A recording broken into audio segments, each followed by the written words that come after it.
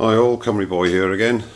Just thought I'd do a quick update on my workshop area because I've had a major turnaround in the lathe area and tools and jaws and polish area, if you like. I've taken the strip down that I had a sort of a partition wall here that went up there, and I put jaws on it, etc, etc.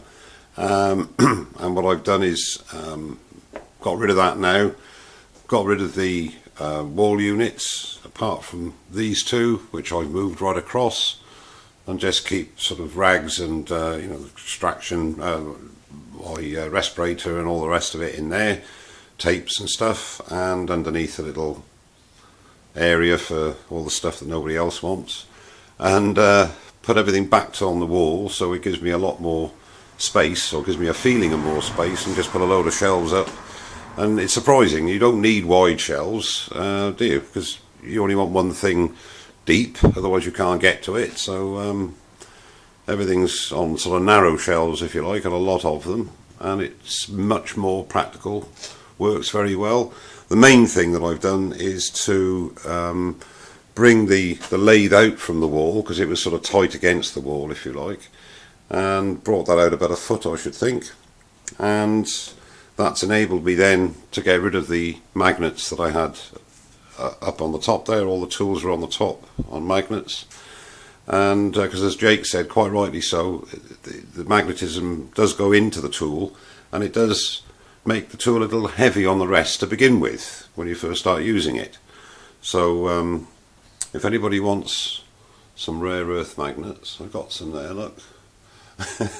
Give me a shout, and we'll see what we can do. Anyhow, I do use them for other things, but what I did was to make two tool racks.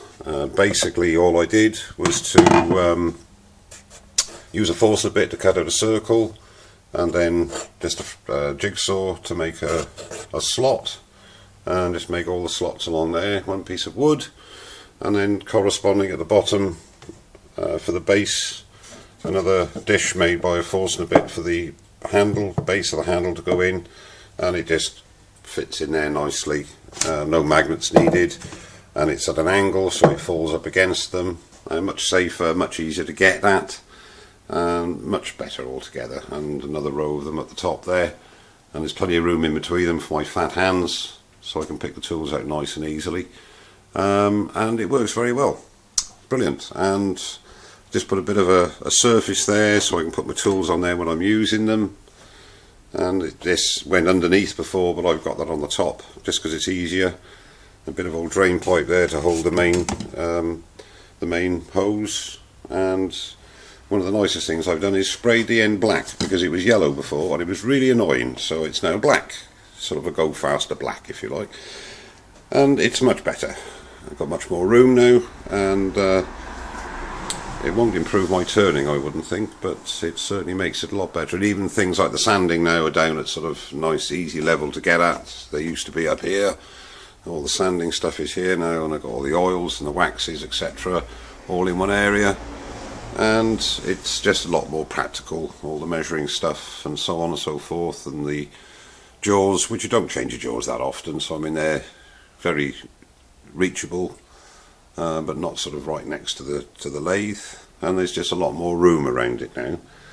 The other areas are virtually the same as it was before, but I just thought I'd show you, and the main thing really was to show you the racks, because it's a very good idea. I got that off the internet actually, and it works very well.